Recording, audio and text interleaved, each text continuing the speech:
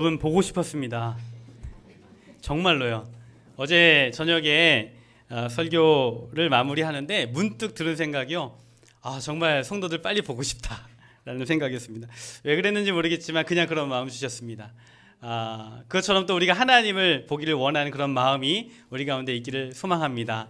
우리 옆 사람이 한번 인사했으면 좋겠는데 어떻게 인사하면 좋을까 생각을 해보니까 좀 우리가 우리 교회의 큰 장점은 뭐냐면 서로 알만큼의 사이즈이고 또 늘 주일날마다 밥을 같이 하는 그죠? 식탁 공동체이기도 한데 서로 또 한편으로 모르는 부분도 있는 것 같아요. 그래서 안녕하십니까 라고 인사는 하지만 내가 누군지는 잘 소개하지 않는 경우들이 많이 있는 것 같습니다. 그래서 우리 옆 사람에게요 한번 이렇게 인사했으면 좋겠습니다.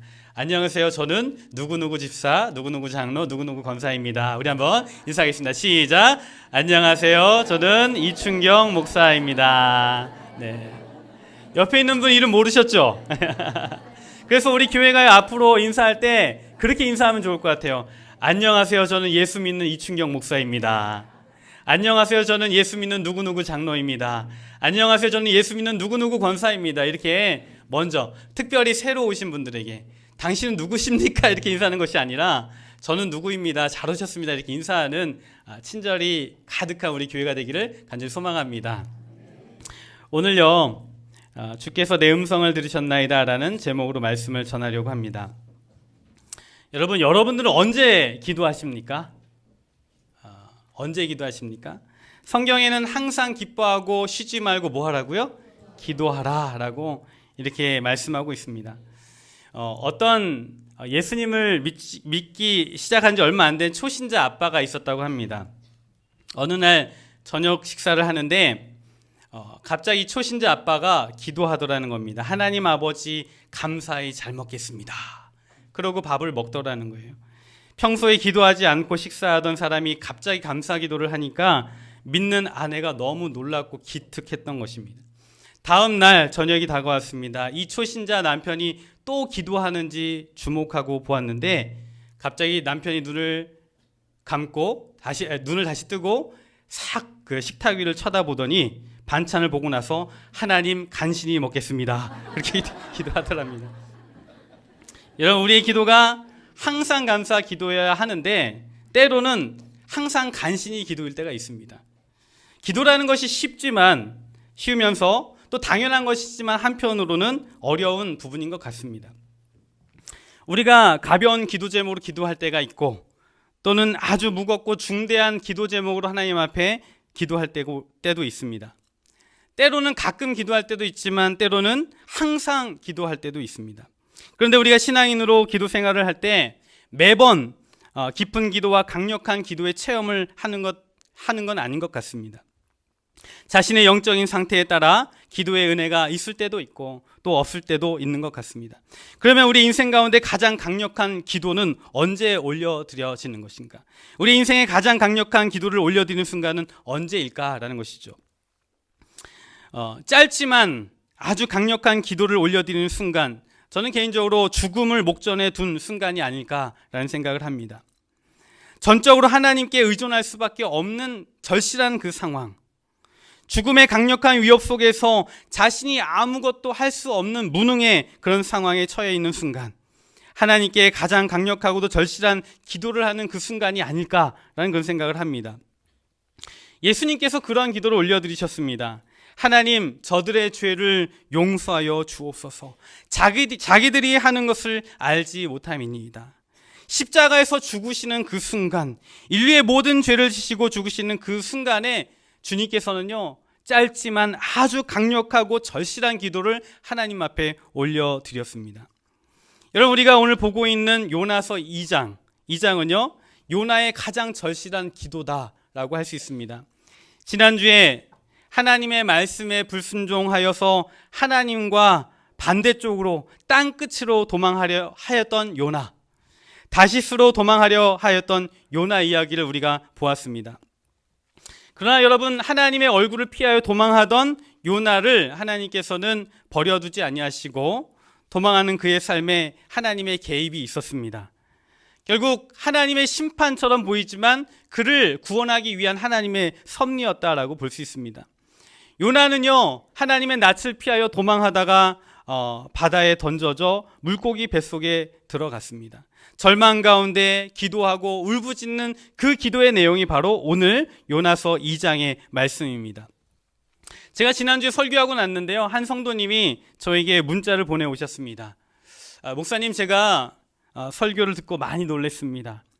자녀의 입시 문제, 그리고 회사의 일과 여러 분주한 일 등으로 불순종의 기회만 시시탐탐 노리고 있었는데 설교를 듣다가 돌이키게 되었습니다. 주어진 일에 최선을 다하는 사람이 되겠습니다. 그런 문자를 보내오셨습니다.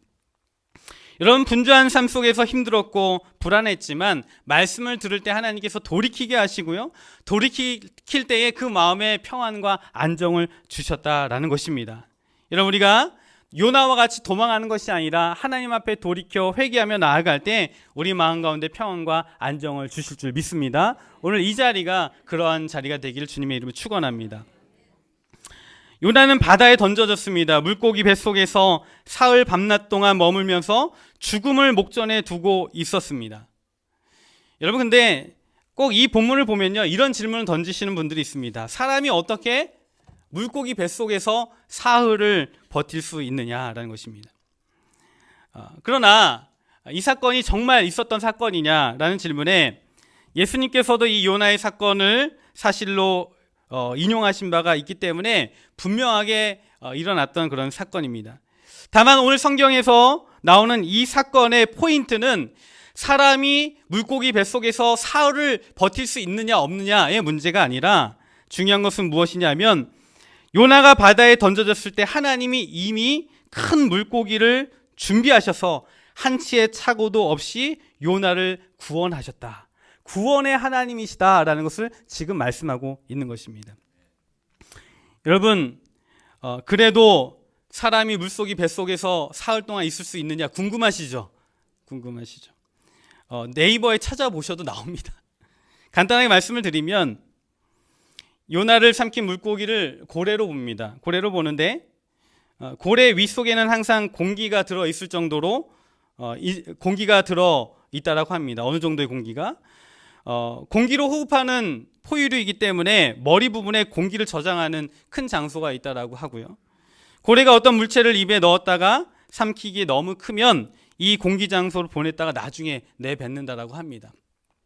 과학적으로도 과학자들도 이 부분에 대해서 가능하다는 이야기를 합니다. 자, 다시 본문으로 돌아가서요. 요나는요, 지금 물고기 뱃속에서 죽음의 목전을 둔 때에 하나님 앞에 간절한 기도를 올려드립니다. 물고기 뱃속에서 캄캄한 암흑 속에서의 그런 기도를 올려드립니다. 전혀 나갈 수 없는, 전혀 출구를 찾을 수 없는 완전히 봉쇄된 그런 상황에서의 기도를 올려드립니다. 이 절망의 순간 요나의 기도는 어떠했는가? 2절 말씀입니다. 2절 말씀 한번 읽겠습니다. 시작. 이르되 내가 받는 고난으로 말미암아 여호와께 불러 아뢰었더니 주께서 내게 대답하셨고 내가 수올의 뱃속에서 부르짖었더니 네. 수올의 뱃속에서 부르짖는 기도다 이렇게 나와 있죠. 수올의 뱃속에서 부르짖었다 라고 지금 고백하고 있는데요. 이 수올이 무엇일까요? 요나는 자기 자신이 수올의 뱃속에 있다라고 표현했습니다. 죽음의 그 절망의 상태에 놓여져 있다라고 표현하고 있습니다. 수올은 히브리어로 지옥, 무덤이라는 의미를 가지고 있습니다. 수올은 지옥을 말하고 있는 것이죠. 내가 지금 수올의 뱃속, 지옥에 들어가 있습니다라는 그런 고백입니다. 여러분, 우리 우간교회가 서울에 소재하고 있죠. 그죠? 서울에 있습니다. 서울에 소재하고 있는데 서울을 영어로 어떻게 표기하죠? SEOUL. 네, 미국 사람들이 SEOUL을 발음할 때 서울이라고 발음하지 않고 세울, 그죠? 수올. 그래서 서울이 지옥이다. 그런 농담도 해요. 교통지옥이고 또 청년들의 지옥이고 미세먼지의 지옥이다. 오늘도 보니까 미세먼지가 심하더라고요. 그런 농담도 합니다. 그러나 여러분, 우간교회가 존재하는 한 서울 노원은 우간교회로 인하여 천국이 될 줄 믿습니다. 여러분들의 가정이 여러분들 인하여 천국이 될 줄 믿습니다. 여러분, 지옥을 의미하는 수홀에 지금 요나가 갇혀져 있습니다. 수홀에 갇혀져 있는 요나에게는 절대적인 하나님의 자비가 필요한 상황이었습니다. 그래서 그 순간만큼은 가장 강력하고도 절실한 기도를 올려드릴 수밖에 없었던 것입니다. 그래서 하나님 앞에 울부짖는 것이죠. 2절에 보니까 내가 부르짖었더니, 이 말은 영어로 cry out, 절규하고 부르짖는 소리를 이야기하고 있습니다. 죽음의 문턱에 있는 자의 외침, 그에게 절대적으로 필요한 것은 무엇인가? 하나님의 절대적인 자비와 은총뿐이었다라는 것입니다. 여러분, 요나는요, 주님 하나님의 말씀에 불순종하여 도망하다가 인생의 큰 고난을 맞아 깨달은 것이 있습니다. 죽음의 문턱에서 숨을 헐떡거리는 순간에 비로소 하나님의 자비가 얼마나 위대하고 큰 것인지 깨닫게 됩니다. 자신에게 얼마나 절실한 은혜가 필요한지 깨닫게 됩니다. 얼마나 자기가 은혜 없이는 살 수 없는 존재인지 깨닫게 되는 것입니다. 여러분, 흥미로운 것은 뭐냐면 인생의 중요한 것을 깨닫는 것은 주로 잘 되고 또 부족한 것이 없는 풍족한 상황이 아니라 가장 어렵고 힘든 순간에 깨닫더라라는 것입니다. 우리가 깊이 생각해야 할 것이 있습니다. 여러분들 삶 가운데 만약에 부족함이 없고 또한 평온한 삶이 이어지고 있다면 그 평온함을 주신 하나님께 감사해야 할 줄 믿습니다. 반대로요, 여러분 삶 가운데 가장 고통스러운 수월의 고통과 같은, 지옥의 고통과 같은 어려움이 있다면 그 인생을 통하여 깊은 깨달음을 주시기 위한 하나님의 섭리 가운데 있음을 여러분들이 받아들여야 할 것입니다. 여러분, 우리 주위에 수월의 뱃속에서 고통받고 있는 많은 사람들이 있습니다. 그 사람들 우리가 바라보면서요, 소망을 가진 우리가 그들의 위로가 되어야 합니다. 사는 것이 죽는 것보다 못한 고통 속에 살고 있는 사람들이 있습니다. 여러분, 소망을 가진 우리가 그들에게 위로가 되어야만 합니다. 지금 소천하고 세상에 계시진 않지만 CCC의 대표였던 김중곤 목사님이 딸을 먼저 하나님께 떠나 보낸 적이 있습니다. 딸이 29살 꽃다운 나이에 두 어린 딸을 놓고 암으로 투병하다가 세상을 떠났습니다. 체중이 26kg까지 내려간 딸의 온몸에 바늘이 꽂혀져 있고, 그리고 온몸이 뒤틀리는 극심한 고통 속에서 신음할 때 그분이 그런 고백을 했습니다. 아비로서 12번이나 더 딸의 죽음을 대신하고 싶었다고.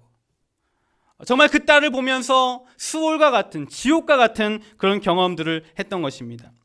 사랑하는 가족의 고통이야말로 한편으로 망망대해에 던져진 요나와 같이 물고기 뱃속에서 칠흑 같은 어둠을 맞이한 죽음에 놓여져 있는 요나와 같은 고통이 아닐까라는 생각을 합니다. 우린 이런 고통 속에 있는 자들에게 소망을 말해줄 의무가 있습니다. 왜? 우리에게 소망의 빛이 있기 때문에 그렇습니다. 주중에 한 제자에게 전화가 왔습니다. 목사님, 잘 계시죠? 목사님, 하나 물어볼 게 있습니다. 목사님, 이혼하면 안 되나요? 라고 묻는 거예요. 결혼한 지 얼마 안 된 그런 친구입니다. 아이를 갖고 싶은데 남편의 문제로 아이를 가지기 힘들다라는 겁니다. 그런데 그 자매를 더더욱 힘들게 했던 것은 무엇이냐면, 남편이 병원에서 처방해 준 대로 자기 몸을 잘 관리하고 또 처방전에 따라 약도 성실하게 먹으면 가능성이 있다라고 말해 주는데 노력을 하지 않는 거예요. 아무리 봐도 노력을 하지 않는 것입니다. 몇 번이고 남편에게 아이를 갖고 싶다라고 호소하고 이야기를 하여도, 그리고 때로는 협박하고 엄포를 놓아도 노력하지 않는 것입니다. 오히려 남편은 아내에게 너가 아이를 갖는 것을 포기하면 되고 마음을 내려놓으면 편할 것이 아니냐라고 화를 내는, 남편이 너무나 밉고 이해가 되지 않아서 견딜 수가 없다라고 하면서 제자가 말합니다. 목사님, 이혼하면 안 되나요? 진지하게 묻는 그 제자의 그 물음이 너무나 마음이 아팠습니다. 수월의 고통 속에 있는 우리의 이웃에게 우리가 소망을 말해줘야 하지 않는가라는 생각을 합니다. 여러분, 현재 수월 속에 살아가고 있는 우리 주위에 많은 사람들이 있습니다. 우리의 가족들과 이웃, 수월 속에서 고통받고 있는 많은 사람들이 있습니다. 우리가 그들에게 소망을 말해줘야만 합니다. 우리가 가지고 있는 유일한 소망이 무엇입니까? 여러분들이 가지고 있는 유일한 소망이 무엇입니까? 예수 그리스도, 천국 소망 아니겠습니까? 우리가 가진 그 예수 그리스도의 소망, 천국의 소망을 수월 가운데서 고통하고 있는 사람들에게 소망으로 전해줘야만 하는 것입니다. 우리 그리스도인들은요, 고통의 현실을 맞이하더라도 절대 절망하지 않습니다. 이유가 무엇입니까? 우리에게 소망이신 예수 그리스도가 계시기 때문입니다. 우리가 낭만 가운데 있더라도 우리는 다시 일어섭니다. 왜 그렇습니까? 우리 가운데 소망이신 예수 그리스도와 천국의 소망이 우리 가운데 있기 때문에 그렇습니다. 요나는 절망 속에서도요, 구원의 소망을 놓지 않았습니다. 소망의 끈을 놓지 않았습니다. 하나님을 믿고 있었기 때문에 그런 것이죠. 3절과 4절을 한번 읽어볼까요? 3절과 4절입니다. 읽겠습니다. 시작. 주께서 나를 깊음 속 바다 가운데 던지셨으므로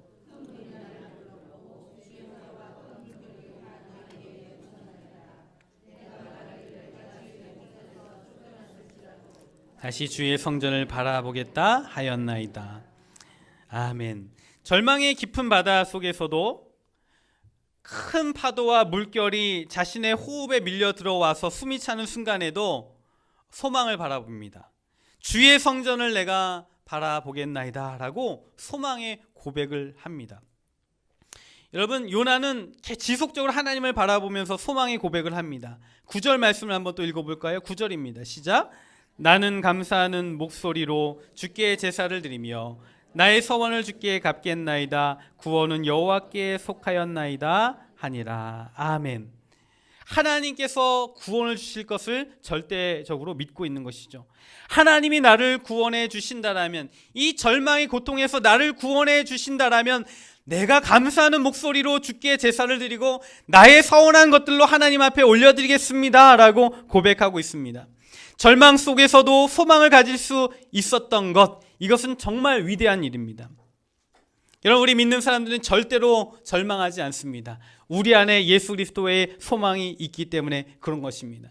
절망 속에서도요, 우리는 소망을 바라보며 하나님 앞에 감사의 고백을 하게 되는 것이죠. 여러분, 우리는 현재 수월의 뱃속에 놓여져 있는 사람들에게 비치고 소망이신 예수 그리스도를 소개해야만 합니다. 오늘 저희가요, 새 생명 축제를 앞두고 태신자 작정을 하려고 합니다. 여러분들이 얼마나 두려워하시는지 알고 있습니다. 얼마나 부담스러워 하시는지 잘 알고 있습니다. 여러분, 제가 가만히 보니까요, 사람이 전도를 잘하는 기질이 있는 것 같습니다. 사교성이 있고, 그리고 소위 대담한 분들이 전도를 잘 하시더라고요. 한편으로는 또 하나의 은사라는 생각도 듭니다. 그러나 낯선 사람들하고 맞닥뜨리는 것이 두렵고 또 주춤거리는 기질을 가지고 있는 사람일지라도 기질과 상관없이 천국 가는 길을 알려주는 사람이 되어야 하지 않는가라는 생각을 합니다. 이렇게 가정해 봅니다. 어느 날 지하철을 탔습니다. 지하철을 탔는데 거의 막차 시간이 되어서 지하철이 곧 끊기는 상황입니다. 어떤 할머니 한 분이요, 다급하게 어떠한 사람을 붙들고 길을 묻습니다. 단곡에 가려면 어떻게 갑니까? 라고 물었습니다. 그런데 그 사람이 길을 가르쳐 주는데요, 엉뚱한 길을 가르쳐 주는 거예요. 곧 차가 끊기는데 엉뚱한 길을 가르쳐 주고 있는 것입니다. 옆에서 보고 있는 나는 아무리 생각해도 그 길로 가면 단곡에로 갈 수 없는데 그 사람이 엉뚱한 길을 가르쳐 주고 있는 겁니다. 여러분들이라면 어떻게 하시겠습니까?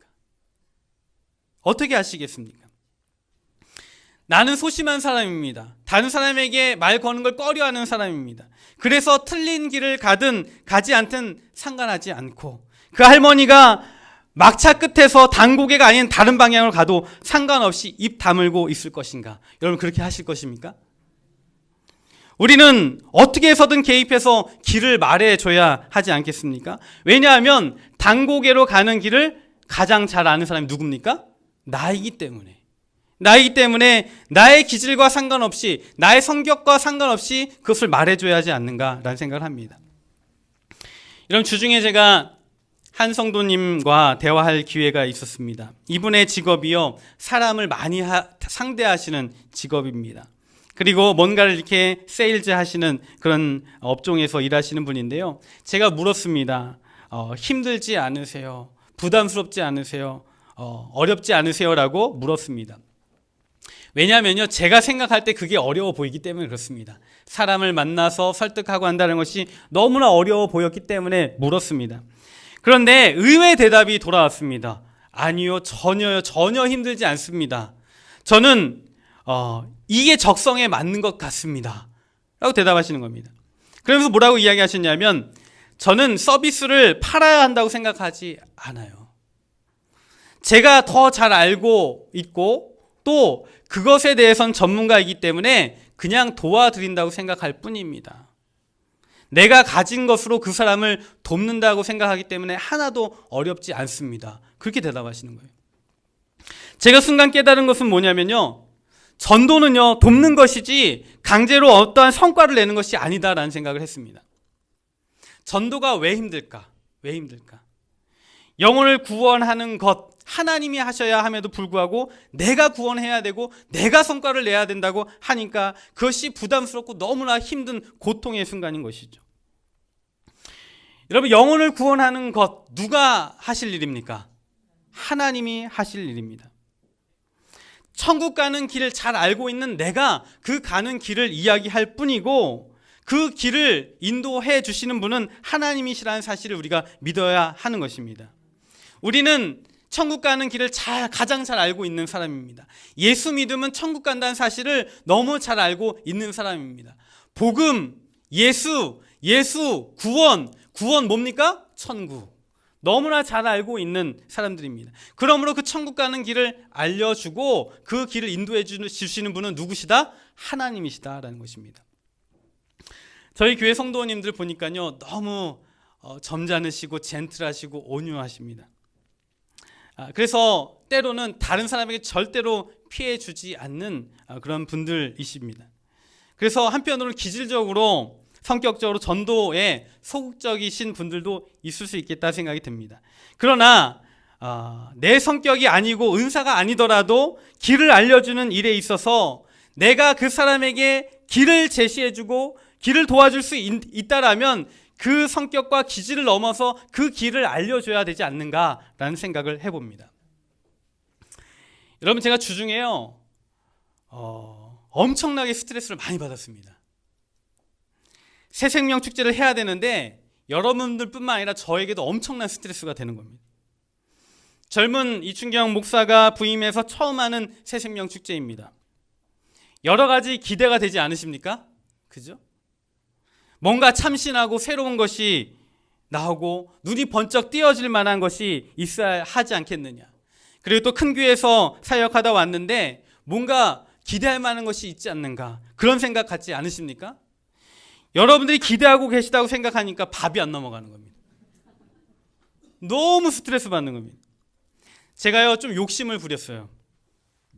새생명 축제에 게스트도 정말 다 알만한 사람 한 명 데려와야 되겠다, 그런 욕심을 가졌습니다.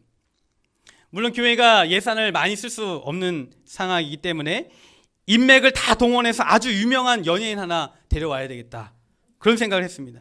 그래서 TV 프로그램 오마이 베이비라는 프로그램에 나오는 뮤지컬 배우 김소연, 손준호 부부를 섭외했습니다. 제가 손준호 형제를 잘 아는 제자를 두고 있기 때문에 그 친구에게 부탁해서 어떻게 해서는 오게 해라 해가지고 이제 부탁을 했습니다. 그리고 연결이 되었어요.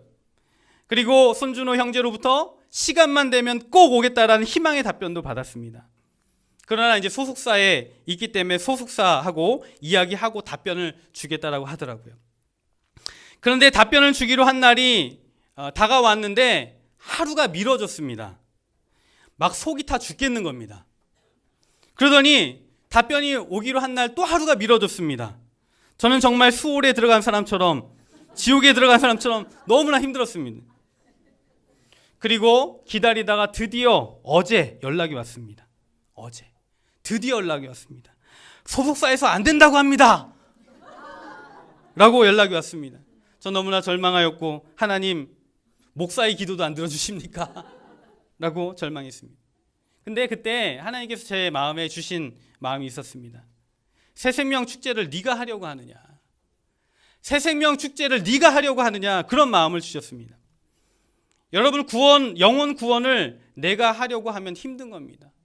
너무나 고통스러운 겁니다. 너무나 어려운 것입니다. 하나님이 해 주셔야지만 영혼 구원도 되는 것입니다. 우리는 그냥 우리가 가진 복음을요 가지고 천국 가야 하는 길을 돕는 것뿐입니다. 이번에 여러분들 태신자를 작정하고 전도하실 때요, 한 명만 하십시오. 한 명만 하십시오.